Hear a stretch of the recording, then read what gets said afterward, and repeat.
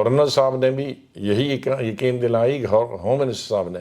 मेरा इतनी शिकायत है कि इसको लिखित में कागजों में डालो भाई, 5 कनाल से हम ऊपर ले लेंगे, 4 कनाल से हम ऊपर लेंगे, 3 कनाल से ले लेंगे, चाहे वो बड़ा एस्टेब्लिशमेंट हो या। तो इस पर आश्वासन दिया उन्होंने आपको कि ये हम करेंगे? उन्होंने कहा छोटे को हम नहीं छेड़ेंगे। तो छोटे को नहीं छेड़ेंगे, लेकिन नोटिस तो सबको गए हैं ना। और लोगों ने जमीनें बेची, ठीक है सरकारी बेची, लेकिन को बेचने वाला तो था। लेकिन उस वक्त आप उनका कसूर कहो क्या, जल्दी में आ गए सब, वहां बेच बाज के, जैसे कश्मीरी पंडित बेच बाज के आ गए और यहां जमीनें खरीदी। ये नहीं देखा कि ये कागज फारस का है, ये जंगलात का है, ये रेवेन्यू का है, ये खालसा सरकार, उनको पैसे दे दिए, निकल के अपना झोंपड़ा बनाया। लेकिन आज 32 साल के बाद आप कहो कि तुम सरकारी ज़मीन पे हैं। 32 साल के बाद तो कांग्रेस की भी हुकूमत रही, नेशनल कॉन्फ्रेंस की हुकूमत रही, बीजेपी की हुकूमत भी रही, सबकी हुकूमतें रही। आरोप आपके ऊपर ये कि गुलाम नबी आज़ाद केवल डोडा, रामबन, किश्तवाड़, बारामूला और अनंतनाग तक सीमित हो गए। जो एंटी इनकम्बेंसी जम्मू संभाग में है, उनके मुताबिक जिस एंटी इनकम्बेंसी के लिए यहाँ के लोग एक नेता ढूंढ रहे हैं कि भाई कोई आए बिश्ना में, सांबा में, कठुआ में, उधमपुर में, रियासी में, तो वो फोकस गुलाम नबी आज़ाद का इन इलाकों के ऊपर नहीं। कईयों के नाम बहुत बड़े हो गए थे, वो नाम बड़े करने में भी मेरा ही रोल रहा था, मेरी गलती थी, लेकिन असली वो कुछ नहीं थे, वो कॉन्स्टिट्यूंसी के लीडर थे। ये पिछली सरकार ने एक लीडर को आपकी पार्टी से हमारी उनकी पार्टी में ले जाने के लिए ये 100 कनाल 100 रुपये सालाना लीज पर 90 साल के लिए दी है। 100 रुपये 100 रुपये मंथली या 100 रुपये सालाना। मंथली भी हो तो 1000। कांग्रेस से आप हमारी जमात में आइए, हमारी जमात में आएंगे। और वो गया और ये लीज उसकी टेक ओवर किया मैंने, और जिसकी मैंने जमीन ली उसने उफ तक नहीं की। इल्ज़ाम ये लगता है कि जी आप भी नई दिल्ली से हैं और आपको भी नई दिल्ली ने ही जम्मू कश्मीर में भेजा है एक प्रोग्राम के तहत, ये इल्ज़ाम आपके ऊपर लगता है। देखो, जो नई दिल्ली की हुकूमत में शामिल रहे हैं, कम से कम वो मुझ पर इल्ज़ाम नहीं लगा सकते। बड़ी पार्टियां रही हैं, उसका हिस्सा रहे, मैं आज तक नहीं रहा। ठीक, अब एक सीट आई हिमाचल की, उससे थोड़ा हम केजरीवाल से ऊपर गए, वरना हम केजरीवाल जो एक गवर्नमेंट एम्प्लॉय था कुछ साल पहले तक, हमारा मुकाबला उसके साथ भी 2 सीटें और हमारे पास भी 2 सीटें, 2 स्टेट। तो ये हालत क्यों हुई? ये प्रोग्रेसिव डेमोक्रेटिक पार्टी हुई। आपकी इत्ला के लिए अच्छी बात बताऊं कि हम रजिस्टर्ड हो गए हैं। इलेक्शन कमीशन ने हमको 10 दिन पहले लेटर दिया है कि नहीं, बहुत सारे लोगों को ये भी था ना, ये रिकॉग्नाइज नहीं होती, तो ये अब रिकॉग्नाइज पार्टी है। आदाब। जम्मू कश्मीर की सियासत एक नया मोड़ उस दिन इस सियासत ने लिया जिस दिन जम्मू कश्मीर के कद्दावर नेता, पूर्व राज्यसभा में नेता प्रतिपक्ष, पूर्व मुख्यमंत्री गुलाम नबी आज़ाद ने डेमोक्रेटिक आज़ाद पार्टी की संस्थापना की। संस्थापक के तौर पर गुलाम नबी आज़ाद जब से जम्मू कश्मीर आए हैं लगातार चर्चाओं में बने हुए हैं। बहुत सारे सवाल हैं जो स्ट्रेट लाइन भी पूछना चाहता था और आम जनता भी गुलाम नबी आज़ाद से जानना चाहती थी। हमारे माध्यम से वो सवाल गुलाम नबी आज़ाद से आज सीधे पूछे जाएंगे और मेरे साथ हैं डेमोक्रेटिक आज़ाद पार्टी के संस्थापक गुलाम नबी आज़ाद। आज़ाद साहब, बहुत बहुत शुक्रिया वक्त देने के लिए आपका। आज़ाद साहब, सबसे पहले आपसे मैं ये जानना चाहूँगा कि जिस समय आपने एक अलग पार्टी बनाने की बात की, उस वक्त आपने ये कहा था कि ये एक राष्ट्रीय स्तर का एक ऑल्टरनेटिव तैयार होगा, राज्य स्तर के अल्टरनेटिव की आपने बात नहीं की थी, लेकिन बाद में आपने इसको राज्य स्तर का अल्टरनेटिव बनाया। उसकी कोई ख़ास वजह? नहीं, उसकी ख़ास वजह है कि जहाँ तक राष्ट्र लेवल की के संगठन की बात की थी, उसमें मैं अकेला नहीं, उसमें बहुत सारे, और उस बहुत सारे में अभी भी बहुत सारे वैसे के वैसे ही हैं। लेकिन कई लोगों की अपनी अपनी टाइम लाइन होती है। मेरी अपनी एक टाइम लाइन थी, उनकी अपनी लाइन। बहुत सारे उसमें लोकसभा के मेंबर हैं, वो इंतज़ार करते हैं कि लोकसभा का टाइम ज़रा टेन्योर कब खत्म होगा? ख़त्म होगा, कोई ख़त्म होने का इंतज़ार कर रहा है, कोई कुछ महीने रहे तो तब, वरना उस वक्त तो बहुत सारे महीने थे। और ज़रा हर लीडर की अपनी अलग, उसमें एक इलाके के लोग नहीं है, मुख्तलिफ स्टेटों के लोग। मेरा उसमें अपना ये था कि पिछले साल शायद कहीं नवंबर दिसंबर में इलेक्शन न हो जाए, और इलेक्शन होने के बाद मैं ज्वाइन करूंगा तो मैं अपनी ही स्टेट्स में से कुछ दे नहीं पाऊंगा, उस कंट्रीब्यूट नहीं कर पाऊंगा। तो मेरी अपनी टाइम लाइन थी। तो हमने ऐसा सोचा कि उनकी टाइम लाइन का इंतज़ार न करते हुए वो बाद में मर्ज कर सकते हैं, हम उनमें मर्ज करेंगे, वो हम में मर्ज करें और नेशनल पार्टी बनाएं। फ़िलहाल जम्मू कश्मीर का ये मौका जो इलेक्शन का है, ये न छोड़ा जाए। पॉलिटिक्स में हमेशा अगर आपके पास साथ लोग नहीं हों तो आप कुछ भी नहीं हैं। ठीक। आज इलेक्शन हो जाते, सब मैं कांग्रेस के लिए कैंपेन करता, सब सीटें कांग्रेस की होती, और बाद में मैं अकेला होता तो मेरा क्या यूज़ था उस पॉलिटिकल पार्टी। लिहाजा मैंने पॉलिटिकल पार्टी बनाई। एक तो ये वजह थी। दूसरी ये वजह थी कि नेशनल लेवल में मैंने तकरीबन 45 साल दिए बिल्कुल एक्टिव पॉलिटिक्स में, चाहे जनरल सेक्रेटरी के रूप में हो या बाकी दूसरे अहदेदार के रूप में तो 50 साल हो जाते हैं, यहाँ ब्लॉक वगैरह डिस्ट्रिक्ट मिलाकर, लेकिन ऑल इंडिया लेवल पे तकरीबन 45-46 साल मैंने दिए। लेकिन अपने स्टेट के लिए करने में जो मज़ा आता है वो अलग ही है। मैंने 2.5 साल, बहुत सालों में मिनिस्टर रहा, तो मिनिस्टर के तौर पर जो भी दिल्ली से मैं कर सकता था वो हमेशा स्टेट के लिए किया। लेकिन वो गुम हो जाता है, वो नज़र नहीं आता, स्कैटर्ड होता। लेकिन स्टेट चीफ मिनिस्टर के नाते मैंने जहाँ ट्रिपल शिफ्ट काम लोगों के लिए किया, मैं खुद भी ट्रिपल शिफ्ट में काम किया। मुझे याद है मैं रात के 1 बजे भी इंस्पेक्शन करने जाता था, मैं रात के 2 बजे भी इंस्पेक्शन करने जाता था, और सुबह 6 बजे जब उठता था तो नाइट सूट में भी जिस डिस्ट्रिक्ट में मैं होता था वहाँ जो प्रोजेक्ट होते थे आसपास में, उनको 6 बजे भी देखने जाता था कि जो मैंने रात को 1 बजे देखा है वो वाकई सुबह 6 बजे भी चल रहा है, और वाकई चल रहे थे। और जहाँ नहीं चल रहा था तो उस पर एक्शन लेता था। तो वो गुम नहीं हो गया, वो काम भी गुम नहीं हो गए और मेरा टाइम देना भी गुम नहीं हो गया। तो मैंने जो बर्बादी पिछले 8 साल से यहाँ देखी कि हो, एक हुकूमत जाती है, दूसरी आती है, गवर्नर जाता है, दूसरा आता है, एक चीफ मिनिस्टर जाता है, दूसरा। अब मेरे ख्याल में जब से ये 2014 में इलेक्शन हुआ तो 3 चीफ मिनिस्टर बदल गए, उमर साहब, मुफ्ती साहब, महबूबा जी, और शायद 4 गवर्नर बदल गए, लेफ्टिनेंट गवर्नर। तो उसका मतलब है कि 7-1 लोग बदल गए। तो इस माहौल में हुकूमत, इसी बीच में 370 ख़त्म हुआ, स्टेट के 2 हिस्से हो गए। तो एक तरीके से कहें कि वो जम्मू कश्मीर की जो स्टेट थी वो आज कहीं दिखती नहीं है, न वो गवर्नेंस दिखती है, तो न वो स्टेट है। तो हमने सोचा कि हमारे पास जो बचे हुए साल हैं, क्या हम बजाय ये हम ऑल इंडिया लेवल पे काम करें और उसमें एक नया घर बनाने में हमारे ये बर्बाद टाइम हो जाए, तो कम से कम अपना घर, जो छोटा सा घर है, उसको बचाएं।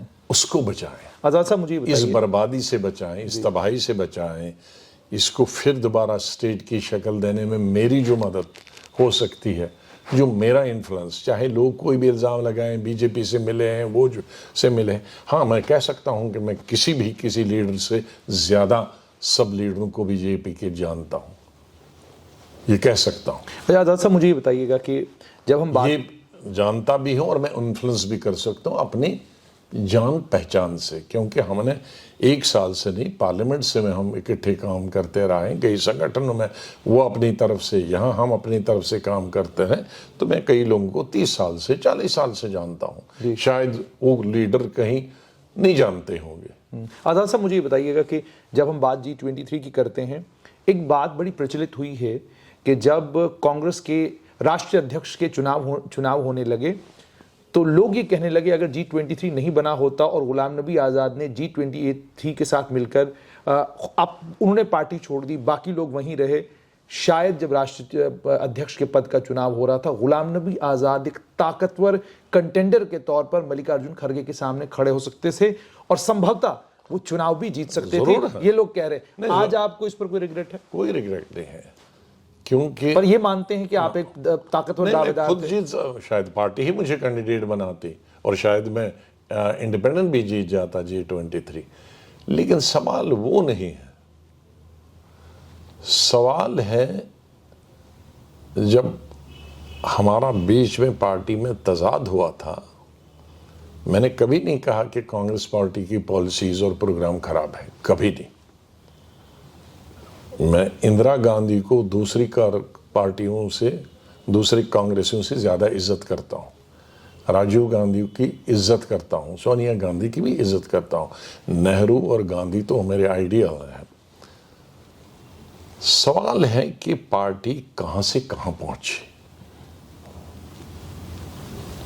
आज मैं उस पर बड़ी बार आप कर चुके हैं, पोस्टमार्टम नहीं करना चाहता हूं। तो मैं प्रेसिडेंट होकर भी अगर वही सोच कहीं उनकी चाबी और कहीं होती और वही सोच चलती तो कोई प्रेसिडेंट बनने का फायदा नहीं, कोई फायदा नहीं। क्योंकि सोच कैसे चलती है। अब एक सीट आई हिमाचल की, उससे थोड़ा हम केजरीवाल से ऊपर गए, वरना हम केजरीवाल जो एक गवर्नमेंट एम्प्लॉय था कुछ साल पहले तक, हमारा मुकाबला उसके साथ भी 2 सीटें और हमारे पास भी 2 सीटें, 2 स्टेट। तो ये हालत क्यों हुई मैं आज फिर दोबारा नहीं बताऊंगा, फिर वो बिल्कुल बड़ी बात हो जाएगी, फिर लड़ाई। अब कांग्रेस अपनी जगह खुश रहे जैसे बनाए और हम अपनी जगह खुश हैं। इस वक्त मेरा 24/7 एक ही है कि रियासत की जो हालत, इस हालत को ठीक करने में मेरा 45 साल का जो तजर्बा है ये कहाँ कारआमद हो सकता है, क्या इसका यहाँ के लोगों को कुछ फ़ायदा मिल सकता है, यहाँ की बेकारी बेरोज़गारी ख़त्म हो सकती है। आज के मसले की बात ले लें, जो भी मेरे पास इन्फ्लुएंस था मैंने लगाया इस पर, क्यों मैं नहीं समझता कि ये पॉलिसी सरकार की, जो लड़ाई हम कांग्रेस के अंदर लड़ते थे कोई गलत बात थी, उसके अंदर हम यहाँ भी लड़ते हैं, क्योंकि हमारी लड़ाई लोगों के लिए है। ठीक, हमारी लड़ाई न कांग्रेस के लिए थी, न बीजेपी के लिए है, न मोदी साहब के लिए। चाहे कितने हमारा इज्जत एक दूसरे, इज्जत अपनी जगह है, लेकिन जो गलत पॉलिसी होगी उस गलत उसका पॉलिसी विरोध का करेंगे। विरोध करना। आजाद साहब ये जानना हम लोगों के लिए हैं, हम किसी लीडर के लिए नहीं हैं, हम किसी पार्टी के लिए नहीं। आजाद साहब आपसे ये जानना चाहूंगा कि डेमोक्रेटिक आज़ाद पार्टी की जब आपने संस्थापना की, मुझे अच्छे से याद है वो पहली प्रेस वार्ता हुई, क्योंकि मैं कांग्रेस के नेताओं के साथ रेगुलर संपर्क में था, ताराचंद बाकी सबको मैं जानता था। अब ये प्रोग्रेसिव जी मैं डेमोक्रेटिक पार्टी हुई, आपकी इतला के लिए अच्छी बात बताऊं कि हम रजिस्टर्ड हो गए हैं। इलेक्शन कमीशन ने हमको 10 दिन पहले लेटर दिया है कि एक तरीके से अब now you are recognized party, progressive democratic Azad party. Progressive democratic Azad party जब आपकी संस्थापना हुई, मुझे अच्छे से याद है, कांग्रेस के वो नेता, बहुत सारे लोगों को ये भी था ना, ये रिकॉग्नाइज नहीं होती, तो ये अब रिकॉग्नाइज पार्टी है। क्योंकि मार्च के बाद, जो पिछला मार्च गया, उसके बाद इलेक्शन कमीशन ने बहुत सख्त ये गाइडलाइंस बनाई थी, रूल्स बनाए थे किसी पार्टी को रिकॉग्नाइज करने के लिए। उसकी पूरी स्टेट में छाप होनी चाहिए, लोग होने चाहिए, पब्लिक साथ होनी चाहिए। तो वो लोगों इलेक्शन कमीशन को बाज़ाब्ता में रिपोर्ट्स दे रहे थे और वो भी मॉनिटर कर रहे थे जो हमारी पूरी स्टेट में होता। वरना घर में बैठ कर 2 आदमी पार्टी बनाते हैं तो और फिर वो रिकग्निशन मिलता है। अब लेकिन आज़ाद साहब मेरा सवाल ये है, जब आपकी पार्टी बनी, संस्थापना जब हुई, मुझे अच्छे से याद है कि कांग्रेस के वो नेता जो लुप्त हो चुके थे, जो बोलते भी नहीं थे, प्रेस कॉन्फ्रेंस तो दूर की बात है, उनके स्टेटमेंट आने भी बंद हो गए थे। कारण उसका वो ये बताते थे कि लोगों के बीच में जब हम कांग्रेस के नाम से जाते हैं तो लोग हमको एक्सेप्ट करने के लिए तैयार नहीं। आपकी पार्टी की संस्थापना होती है, वो नेता स्टेटमेंट भी देते हैं और बड़े जोश में नजर आए। उन्होंने कहा जी अब हम बोलेंगे और अब हम पूरी शिद्दत के साथ जो है सरकार की जितनी भी ये पॉलिसियां हैं जहां जहां पर हमें लगेगा कि गलत है हम उसके खिलाफ उसका विरोध करेंगे। लेकिन आज़ाद साहब, उसके बाद देखने को ये मिला कि वो लोग जिनको आपने बनाया उन लोगों ने आपकी पार्टी छोड़ी, आपने उनको पार्टी से बाहर निकाल दिया, वो जोश ठंडा पड़ गया और उनका आरोप आपके ऊपर ये कि गुलाम नबी आज़ाद केवल डोडा, रामबन, किश्तवाड़, बारामूला और अनंतनाग तक सीमित हो गए। जो एंटी इनकम्बेंसी जम्मू संभाग में है उनके मुताबिक जिस एंटी इनकम्बेंसी के लिए यहाँ के लोग एक नेता ढूंढ रहे हैं कि भाई कोई आए बिश्ना में, सांबा में, कठुआ में, उधमपुर में, रियासी में, तो वो फोकस गुलाम नबी आज़ाद का इन इलाकों के ऊपर नहीं। वो कारण ये बताते हैं जिसलिए हमने पार्टी छोड़ दी। तो ये जो आरोप आपके ऊपर लगता है इसको कैसे देखते हैं आप? जो आरोप लगाता है उनको कहिए ना, तुमने अपनी कॉन्स्टिट्यूंसी में 4 महीने से क्यों मीटिंग नहीं की। जैसे डिप्टी सीएम उनको 10 दफ़ा बताया कि भाई आप लोडा किया, हमने उधर किया, दूसरी जगह मीटिंगें की, कठवा की, हाँ जम्मू में की, आप अपनी कॉन्स्टिट्यूंसी तो की, तो 5 महीनों में अपनी कॉन्स्टिट्यूंसी नहीं कर पाए। तो जो अपनी ही कॉन्स्टिट्यूंसी में बड़ा लीडर नहीं कर पाए, पीरजादा साहब अपनी कॉन्स्टिट्यूंसी में नहीं कर पाए, बाकी जगह हमने की, अनंतनाग में भी। तो जो अपनी कॉन्स्टिट्यूंसी में नहीं कर पाए तो वो क्या हम पर क्या आरोप लगाए, हमारी मीटिंग में नहीं कर पाए, अपनी मीटिंग में नहीं कर पाए। इसलिए कईयों के नाम बहुत बड़े हो गए थे। वो नाम बड़े करने में भी मेरा ही रोल रहा था, मेरी गलती थी, लेकिन असली वो कुछ नहीं थे, वो कॉन्स्टिट्यूंसी के लीडर थे। तो इसलिए मुझे उससे कोई फर्क नहीं पड़ा। लेकिन आप मानते जम्मू में एंटी इनकम्बेंसी है, बीजेपी पूरे जम्मू पूरे स्टेट में है। और आप ये भी मानते कि एक नेता एक चेहरा आए जो चेहरा कम से कम इस एंटी इनकम्बेंसी को रिप्रेजेंट करे, ये भी लोगों के मनों में आशा है? ठीक है, हम उसको बिल्कुल कर रहे हैं और करेंगे। एक समय था, अब यहाँ हमारा जो पूरा जनवरी फरवरी जो फोकस था हमारा कि हम जम्मू में मीटिंगें करेंगे, लेकिन वो ये दूसरा प्रॉब्लम होगी। लेकिन आज भी ये कह सकते हैं कि मेरी अकेली पार्टी है जिसने 40 जगह स्टेट में डेमोन्स्ट्रेशन की। ठीक, चाहे स्टेटमेंट सब पार्टियों ने घर में बैठ के दिए या कल से अब निकलने शुरू हो गए हैं, लेकिन मेरा पिछले महीने से और इस महीने थे कोई डिस्ट्रिक्ट हेडक्वार्टर नहीं है जहां सड़कों पर जुलूस नहीं निकले, 4-4, 5-5 घंटे के जुलूस निकले। अकेली वाहिद पार्टी है। तो ये भी तो काम है, जरूरी पब्लिक मीटिंग नहीं काम है, ये तो पब्लिक का काम है। पब्लिक मीटिंग तो मेरे लिए है, ये जो एजिटेशन है ये पब्लिक के लिए है। और इसी एजिटेशन का ये वजह है कि जब हमने लोगों में एक माहौल बनाया है गवर्नमेंट की पॉलिसी के खिलाफ, तब गवर्नर साहब से मैंने बात की तो उन्होंने कहा ठीक है, आपका कहना ठीक है, हम छोटे लोगों को नहीं की। लेकिन उसके बावजूद भी मैंने देखा कि रुक नहीं रहा है, तो मैंने यहीं से होम मिनिस्टर से बात की कि मुझे अपॉइंटमेंट चाहिए, फ़ोन पे बात नहीं हो सकती। मैं होम मिनिस्टर से मिला और उनको समझाया कि भाई ये कितनी देर की मुलाकात हुई? अब कितनी बात है मैं कहूँगा इतने घंटों हुई, लेकिन जितनी हमारी होनी चाहिए उससे ज़्यादा होगी। और जाहिर है जब हम ये बात करते हैं तो सियासत की बात होती है, वो तमाम चीज़ें होने की बात होती है। तो बहरहाल उनसे भी मनवाया और उनसे नोट भी करवाया कि भाई ये छोटे लोगों को नहीं कहा। उनको ये भी बताया कि ये गलत है कि लोग कहते हैं कि भाई कब्ज़ा है, इसमें कुछ महाराजा के ज़माने के ज़माने का आपने तो हमारे उसमें भी निकाल दिया कि कोई जंगल में है। शुक्र है कि मीडिया ने मुझे बताया, मुझे तो मालूम ही नहीं था कि मुझे मेरे पास 145 कनाल ज़मीन मेरे पास नहीं, मतलब मेरे रिश्तेदारों 14-13 भाइयों के पास। तो बहरहाल मैंने वो लेटर भी दे दी है, आप ले लो जहाँ है, मुझे तो मालूम नहीं कहाँ है। आपने टीवी में मैं सुना तो टीवी में ही मैं बताता हूँ, अब ले जाओ जहाँ भी है। तो जब मैंने टीवी के बाद उसको मालूम क्या है तो ये सुना कि हरि सिंह के दादा ने दी है, और मुझको नहीं, पूरे जम्मू कश्मीर के कई लाख पहाड़ घास चराई के लिए देते। तो हमारे लोगों ने तो 50-60 साल से कोई घास चराई नहीं की है, कहाँ जंगल में है, जाओ ढूंढो ले लो। तो ये आपने केंद्रीय गृह मंत्री से सारी बात की, उनको आपने बताया? नहीं बताया जमीन का, मैंने उनको तो खाली बताया कि आपने वो घास चराई हैं तो वो उसमें कितने सालों की घास चराई किसके पास होगी, वो तो जम्मू कश्मीर में जितने पहाड़ हैं उसमें घास चराई वाले हैं, तो सबको मालूम है सरकारी है, तो उसको कहां से आप कहोगे कब्जा किया, वो किसी के कब्जे में नहीं है। ठीक, बाल मौसी चढ़ के आते हैं, यहाँ आ जाते हैं, फिर वही सरकार के हैं। ठीक, तो किसी ने आप कहोगे कि जम्मू में कोई कहेगा कि भाई ये कब्जा किया, नहीं, लोगों ने बेचा है, उनको पकड़ो ना जिन्होंने बेचा, ठीक, वो बेचने वाले गलत।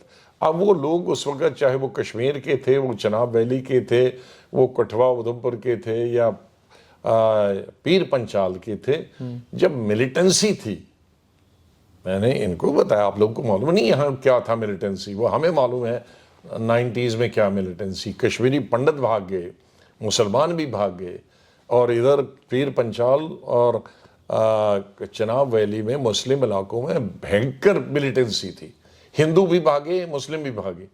तो जहां भी उनको जम्मू सेफ समझा जाता था, और जम्मू के लोगों को बहुत बहुत बधाई देता हूं कि उन्होंने उनको वेलकम किया, और लोगों ने जमीनें बेची, ठीक है सरकारी बेची, लेकिन को बेचने वाला तो था। लेकिन उस वक्त आप उनका कसूर कहो क्या, जल्दी में आ गए सब, वहां बेच बाज के, जैसे कश्मीरी पंडित बेच बाज के आ गए और यहाँ ज़मीनें खरीदी। ये नहीं देखा कि ये कागज़ फारस का है, ये जंगलात का है, ये रेवेन्यू का है, ये खालसा सरकार, उनको पैसे दे दिए, निकल के अपना झोंपड़ा बनाया। लेकिन आज 32 साल के बाद आप कहो कि तुम सरकारी ज़मीन पे हैं, 32 साल के बाद तो कांग्रेस की भी हुकूमत रही, नेशनल कॉन्फ्रेंस की हुकूमत रही, बीजेपी की हुकूमत भी रही, सबकी हुकूमतें रही, यही 3 पार्टियां हैं यहाँ, इन तीनों की हुकूमत रही। आप अपनी पार्टी नहीं है, लेकिन वो पीडीपी में थे उस वक्त। तो कौन सी पार्टी है जो एनसी से लेकर कांग्रेस से लेकर बीजेपी तक जिनकी हुकूमत नहीं रही? तो ये पानी किसने दिया, ये सड़कें किसने बनाई, ये हॉस्पिटल किसने बनाया? बम्बई और दिल्ली में लाखों कनाल जमीन मरकजी सरकार, पार्लियामेंट और असम्बलियां रेगुलराइज करती है, जिसकी कीमत जम्मू कश्मीर को जितना बेचोगे भी तो उससे भी ज़्यादा होती है। इतनी ज़मीन हर साल बम्बई और दिल्ली में, आउटर दिल्ली में रेगुलराइज होती है, कोई नया पैसा नहीं लिया जाता। रेगुलराइज का मतलब ये हुआ कि आपको पानी दिया जाएगा, आपको बिजली दिया जाएगी, आपको राशन दिया जाएगा, आपको अस्पताल स्कूल दिया जाएगा। तो ये 30 साल में तो हमने सब कुछ दिया है इन तमाम इलाकों को, तो रेगुलाइज हो गई ऑटोमेटिकली है। तो अब एक छठी सरकार आती है, वो कहे जी हम इसको नहीं मानते, तो वो तो इलेक्टेड सरकारें हैं। जब इलेक्टेड सरकार ने एनसी की, पीडीपी की और बीजेपी ने उनको पानी, बिजली, सड़क, स्कूल, अस्पताल, राशन दे दिया, दैट इज रेगुलराइजेशन। ठीक, तो अब कहां से ये कानून निकले? तो अब ये किया। हाँ, इसमें कोई बड़ी ज़मीन है, इसके बाद 5 कनाल है, 10 कनाल है, 15-20 कनाल है, वो आपको हॉस्पिटल के लिए लगेगी, स्कूल के लिए है, निकालो उसको। ठीक, लेकिन ये घर जो बनाए हैं उन्होंने, सब कुछ बेच बाज के, कहीं दुकान भी आप कहो, आप बड़े कम्प्लेक्स और छोटी दुकान 2 मरले 4 मरले को बिजनेस नहीं कह सकते हैं। ठीक, दैट इज ए लाइवलीहुड, जिंदा रहने के लिए, क्योंकि नौकरी मिलती नहीं, सर्विस नहीं मिलती। तो हमें खुश होना चाहिए कि भाई इसका घर है, घर के नीचे दुकान डाली है, 1 मरले की है, 2 मरले की है, 2.5 मरले की, 3 मरले, और उसका बेटा भी वहीं काम करता है, बेटी भी काम करता है, खुद भी करता है, सरकार पर बोझ नहीं है। ठीक, वी शुड, हमको खुश होना चाहिए, न कि हमको उस दुकान को समझ कर कि ये बिजनेस चला रहा। आजाद साहब ने क्या आश्वासन दिया केंद्रीय गृह मंत्री ने आपको? नहीं, उन्होंने कहा कि ये छोटे लोगों को ठीक है, आपका कहना ठीक है, इसका इनको नहीं। गवर्नर साहब का भी वही कहना। मैं गवर्नर साहब ने भी यही यकीन दिलाई, होम मिनिस्टर साहब ने। मेरा इतनी शिकायत है कि इसको लिखित में कागजों में डालो, भाई 5 कनाल से हम ऊपर ले लेंगे, 4 कनाल से हम ऊपर लेंगे, 3 कनाल से ले लेंगे, चाहे वो बड़ा एस्टेब्लिशमेंट हो या। तो इस पर आश्वासन दिया उन्होंने आपको कि ये हम करेंगे? उन्होंने कहा छोटे को हम नहीं छेड़ेंगे। नहीं छेड़ेंगे। तो छोटे को नहीं छेड़ेंगे, लेकिन नोटिस तो सबको गए हैं ना। लेकिन आज़ाद साहब, इसमें ये भी आपसे जानना चाहूँगा कि थोड़ा सा जो जब आप इन जम्मू कश्मीर में रिकॉर्ड खंगालते हैं रेवेन्यू का, तो आपको ये पता चलता है कि गुपकार के ऊपर 16 कनाल के करीब करीब ज़मीन, नजूल की ज़मीन 122 रुपया किराए के ऊपर जो है एक बड़े ताकतवर सियासी खानदान को दी जाती है। सरकार आज उनके पास, हालांकि अभी तक हुकूमत उनके पास गई नहीं, क्योंकि नजूल में जो ये रेजिडेंशियल लीजेस हैं उसको लेकर सरकार ने कोई फैसला नहीं किया। इसी तरीके से और भी बड़े ताकतवर सियासी लोग हैं, जिन सियासी लोगों ने अपनी सियासी कुर्सियों का इस्तेमाल करते हुए यहाँ पर जमीनों के ऊपर कब्जे किए हैं। मैं जानना चाहूंगा कि उस मामले में आप क्या? उस मामले में सरकार के साथ मैं आपको ये कहूंगा कि जब मैं चीफ मिनिस्टर बना, देखो आपको पहले प्रपोजल बनाना चाहिए कि मुझे करना क्या। ठीक, मुझे हज हाउस बनाना था। ये जम्मू का हज हाउस नहीं, कश्मीर का हज हाउस। और कश्मीर का पहले और हिंदुस्तान का पहला और मेरे ख्याल में आखिरी हज हाउस में, जिसमें इमिग्रेशन और कस्टम हज हाउस के अंदर ही होता। मैंने बताया हज हाउस बनाना, हमको ऑफिसर ने लिया कि ये जगह है। जब मैं वहां जगह देखने चला गया तो उसने कहा जी ये 1 कनाल जमीन है। तो मैंने कहा 1 कनाल जमीन में क्या हज हाउस होता? बिमना की बात करता हूं। तो मैंने कहा भाई ये बॉर्डर, ये कितना, ये बड़ा जमीन यहां है, ये किसकी है? कहा सरकारी जमीन। में कितनी होगी? कहा 100 कनाल। तुम्हें इस पे बनाएंगे? कहा नहीं। ये पिछली सरकार ने एक लीडर को आपकी पार्टी से हमारी उनकी पार्टी में ले जाने के लिए ये 100 कनाल 100 रुपए सालाना लीज पर 90 साल के लिए दी है। 100 रुपए? 100 रुपए, 100 रुपए मंथली या 100 रुपए सालाना। मंथली भी हो तो 1000। यानी कांग्रेस से आप हमारी जमात में आइए। हमारी जमात में आएंगे। और वो गया और ये लीज उसकी। तो मैं ये सोचता हूं कि मैं जब आदमी को विल हो, तो मैंने डिविजनल कमिश्नर को बुलाया। डिविजनल कमिश्नर मेरे साथ थे, ABC जो भी था। तो मैंने कहा तुम मेरे ऑफिस आ जाओ। साथ आ गया। मैंने कहा भाई कल सुबह दोपहर 3-4 बजे तुम कोर्ट में जाओ और केवट डालो,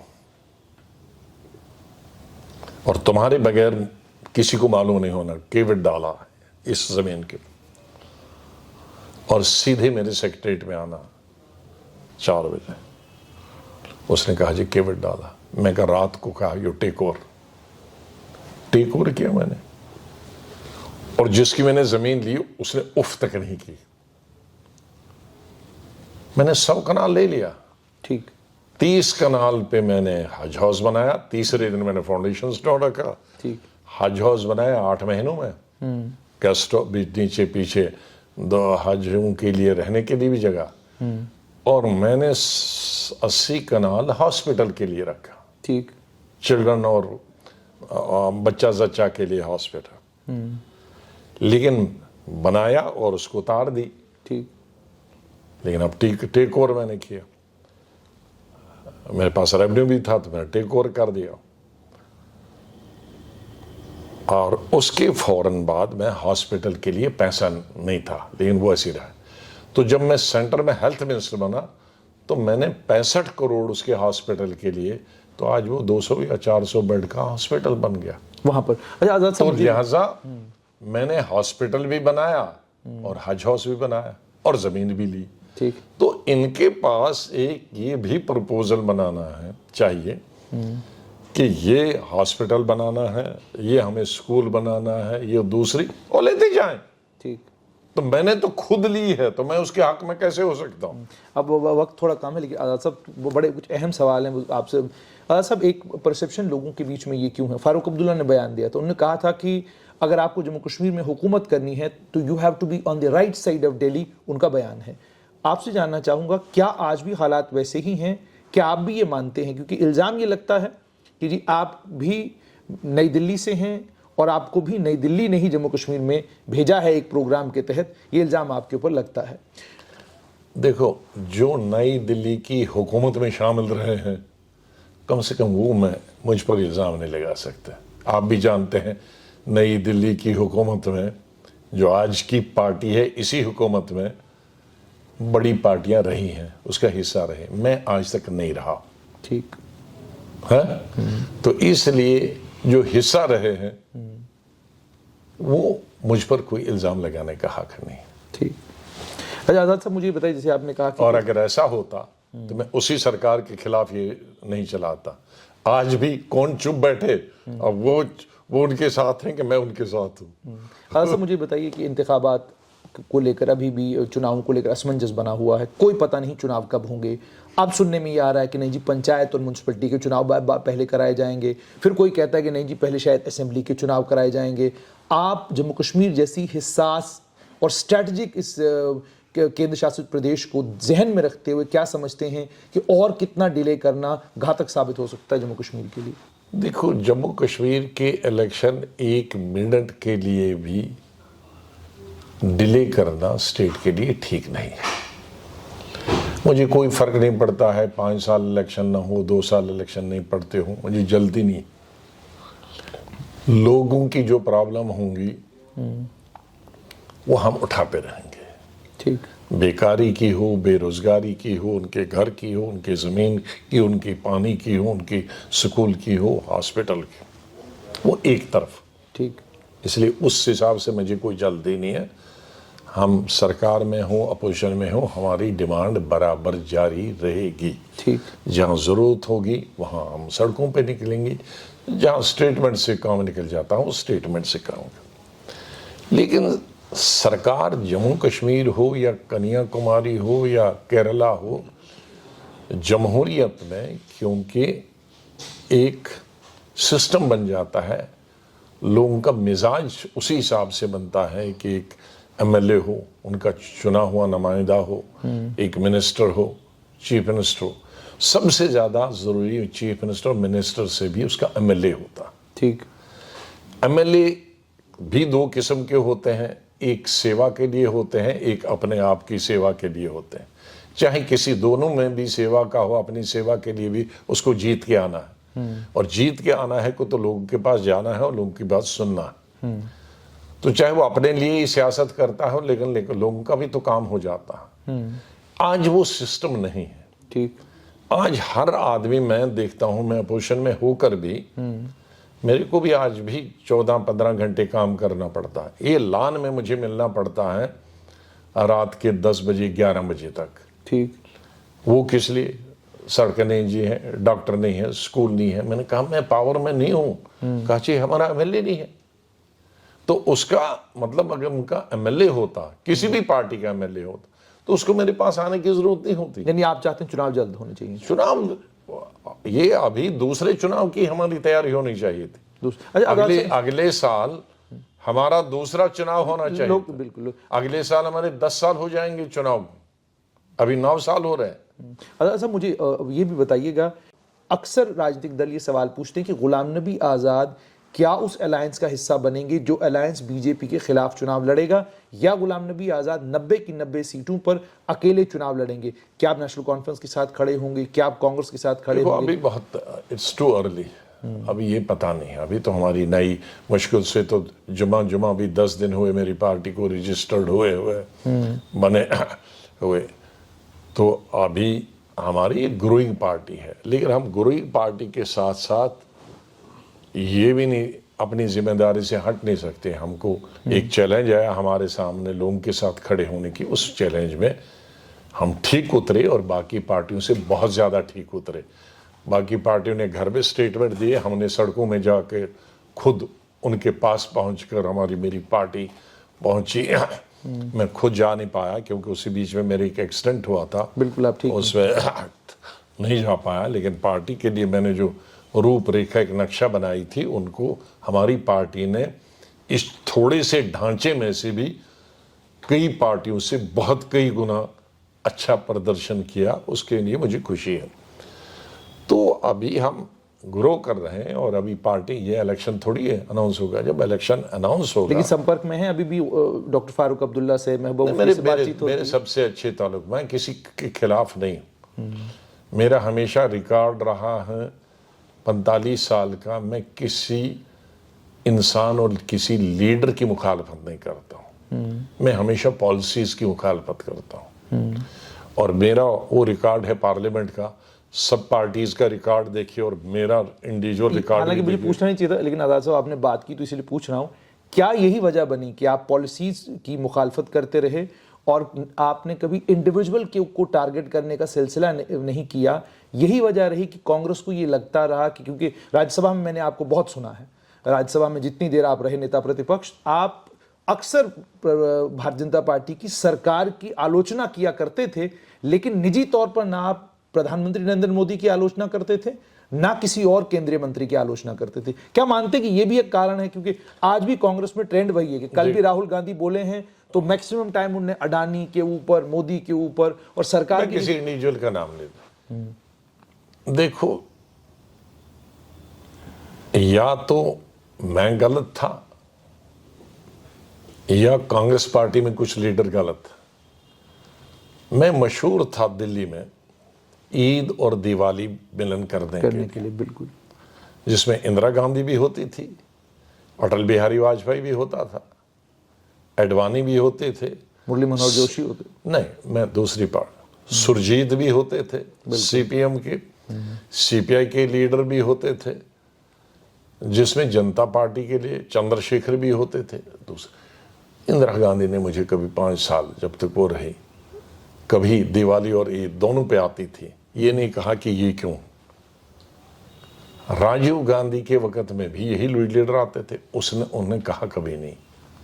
तो जब इंदिरा गांधी और राजीव गांधी को अच्छा नहीं लगे, उसके बाद में किसी की परवाह नहीं करता किसी को अच्छा लगे या नहीं लगे। ठीक, हाँ, जब उनको कोई तकलीफ नहीं हुई, हाँ, और पार्लियामेंट में तब भी बोलता था, लेकिन घर में, बल्कि मैंने एक अपने इंटरव्यू में कहा था कि इंदिरा गांधी ने मुझको और फोतेदार को कहा कि अटल जी से इन टच रहा करो। मुझको और फोतेदार को क्यों बताया था कि उनकी मिसेस कॉल थी तो हमारे से कश्मीरी में बात करती थी, तो कहा था कि भाई तुम लोगों की एक्सेस है, उनको भी कभी कोई काम होगा, उनको कोई काम होगा तो मुझसे वो शर्माएंगे कहने में, लेकिन उनको भी तो पॉलिटिक्स करनी है ना, तो उनको सुना करो अगर कुछ है। और हम उनका काम करते थे और राजीव गांधी ने उसको कंटिन्यू किया, उसको संपर्क रखने के लिए। राजीव गांधी ने खुद अटल बिहारी वाजपेयी को यूनाइटेड नेशन में भेजा कि और कहा कि आपका गुर्दे का भी इलाज उसी बहाने में 2 महीने आप यूएन में बैठो और इसका गुर्दे का इलाज करके लाओ। तो ये तब उन लीडरों की सोच थी, तो मैं उनके साथ पला हूं। अब आज की सोच में मैं नहीं पला हूं, किसी की मां की गाली दूं, किसी की बहन में, वो गुलाम नबी आजाद नहीं कर सकता। आखिर में गुलाम नबी आजाद कर नहीं सकता, उसके लिए वो पैदा नहीं हुआ। और ना उसको जिन लीडरों को मानता है इंदिरा गांधी, राजीव गांधी, ना उनने उसको सिखाया है। अंत में गुलाम नबी आजाद साहब मुझे बताइए, जो लीडर आपकी पार्टी छोड़कर चले गए हैं या अन्य बाकी दलों में भी जो लीडर हैं इस वक्त, कुछ आपके संपर्क में भी हैं, क्या आप आज भी समझते हैं कि कोई रास्ता खुला है, वो वापस डेमोक्रेटिक आजाद पार्टी में आ सकते हैं? और कितनी ऐसी पार्टियां हैं जिनके लीडर आज आपके संपर्क में हैं और आने वाले कल में डेमोक्रेटिक आजाद पार्टी? ये तो पॉलिटिक्स में नहीं होता है, लेकिन जिनकी साख अच्छी हो, इलेक्टिव मेरिट हो, उनके लिए दरवाजे खुले हैं। लेकिन जिनकी कोई साख ही नहीं रही हो, खाली बादशाह का बेटा था, बादशाह का बेटा था, मैं मंत्री था, मैं वजीर था, लेकिन अब कुछ नहीं है। कुछ नहीं का मतलब है कि लोगों में नहीं, लोगों में है अगर वो कुछ भी नहीं है तो मेरे लिए बहुत, लेकिन वो बहुत सींग उसको लगे हैं, लेकिन लोगों में कुछ नहीं है, मेरे लिए कुछ नहीं, मिट्टी। इसलिए उन लोगों के, वो किसी भी पार्टी में हो, लोग उसे चाहते हैं, लोगों का काम करता है, पॉपुलर है, सो वेलकम। बहुत बहुत शुक्रिया। तो आपने सुन लिया कि क्या कहना है गुलाम नबी आज़ाद का। साफ तौर पर गुलाम नबी आज़ाद ने दो बातें कही। एक तो उन्होंने ये कहा कि केंद्रीय गृह मंत्री से मुलाकात हुई, मुलाकात में मैंने ये तमाम बातें की, इसलिए मैंने जो ज़मीन को लेकर इस वक्त यहाँ पे तनाव बना हुआ उसको लेकर कोई सवाल नहीं पूछा, क्योंकि आज़ाद साहब ने तफसीलन उसका जवाब दे दिया। उन्होंने कहा केंद्रीय गृह मंत्री से बात हुई, उन्होंने आश्वासन दिया गरीब और कमजोर लोगों को छेड़ा नहीं जाएगा। और दूसरा, राजनीतिक तौर पर उन्होंने एक बात कही कि अभी बहुत प्रीमेच्योर है कहना कि आने वाले कल में हम किसके साथ जाएंगे, हमारी पार्टी की अभी शुरुआत हुई है आने वाले कल में। लेकिन अहम ये कहा कि जम्मू कश्मीर में चुनाव जल्द होने चाहिए, क्योंकि जितना आप डिले करेंगे उससे आम लोगों की परेशानियां जम्मू कश्मीर में बढ़ेंगी।